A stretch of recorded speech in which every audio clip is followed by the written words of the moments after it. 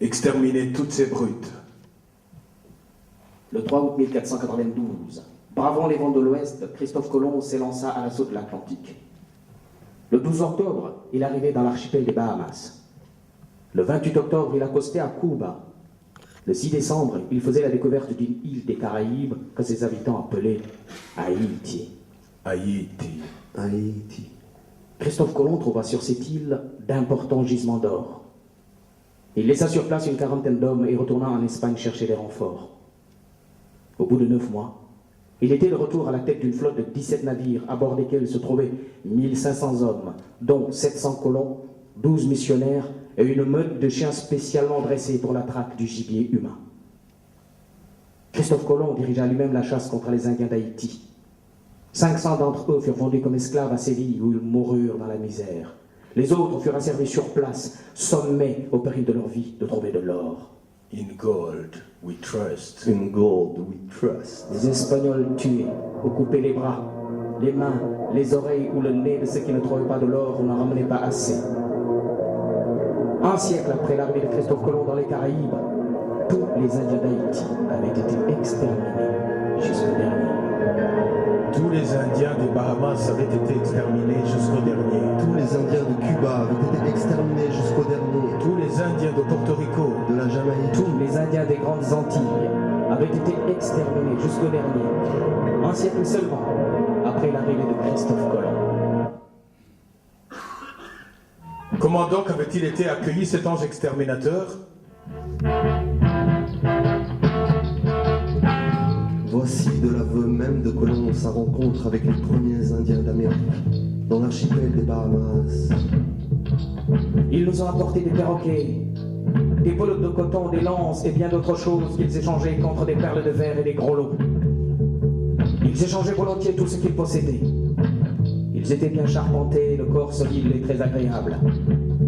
Ils ne portent pas d'armes et ne semblent pas les connaître, car, comme je leur montrais une épée, ils la saisirent en toute innocence par la lame et se coupèrent.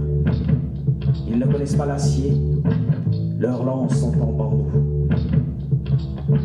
Ils feraient d'excellents domestiques. Avec seulement 50 hommes, nous pourrions les soumettre tous et leur faire faire tout ce que nous voulons.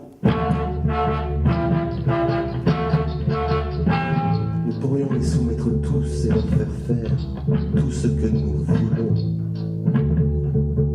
Les analyses récentes les mieux fondées estiment que la population du Mexique précolombien atteignait entre 25 et 30 millions d'habitants.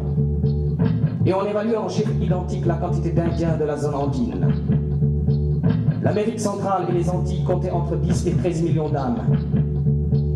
Les Indiens d'Amérique totalisaient pas moins de 70 millions de personnes lorsque les conquistadores firent leur apparition. Un siècle et demi plus tard, il n'était plus que 3,5 millions. 90% de la population totale du continent sud-américain avait péri.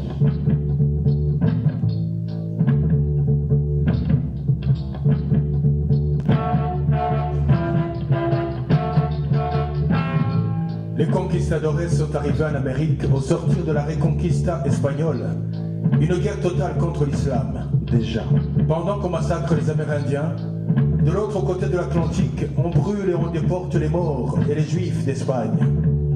Le feu, Le fer, Le sang par torrents entiers. la chair qui crépite sur les bûchers, la noyade, Les enfumades. l'anthropophagie, le fracassage de crânes, l'extermination systématique par tous les moyens est une pratique éprouvée, voire une signature des armées chrétiennes depuis la première coalition réunie autour du chevalier Godefroy de Bouillon. Le sac de Jérusalem.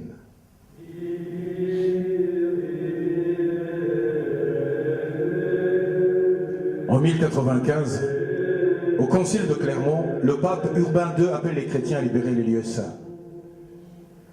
En 1097, les croisés assiègent Antioche.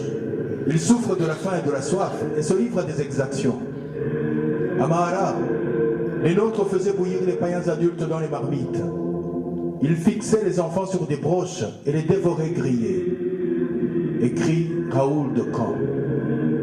D'autres découpaient la chair des cadavres en morceaux et les faisaient cuire pour les manger. Pour les Turcs, les Francs resteront des cannibales. Quand les croisés assiègent Jérusalem en 1099, ils sont saisis d'une divine fureur contre les infidèles. Dans les Gesta Francorum, l'anonyme écrit « Certains de nos hommes Et c'est miséricorde. coupaient la tête de leurs ennemis.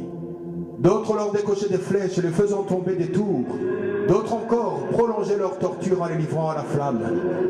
On pouvait voir dans les rues de la ville des monceaux de têtes, de pieds et de mains. Il fallait se faire un chemin à travers les cadavres d'hommes et de chevaux.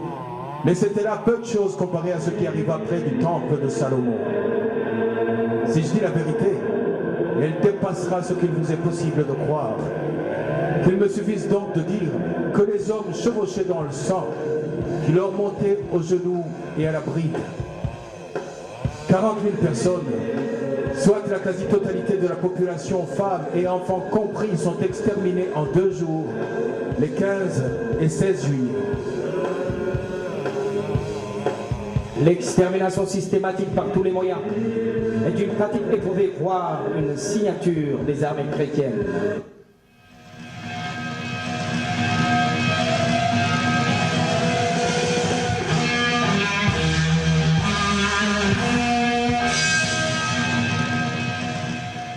En Amérique du Nord, des groupes entiers, des sociétés et des cultures raffinées ont disparu à jamais de la surface de la Terre. Les historiens s'accordent sur une population comprise entre 6 et 8 millions de personnes vers 1500. En 1800, il n'était plus que 600 000. En 1900, il n'y avait plus que 375 000 Indiens sur le continent nord-américain.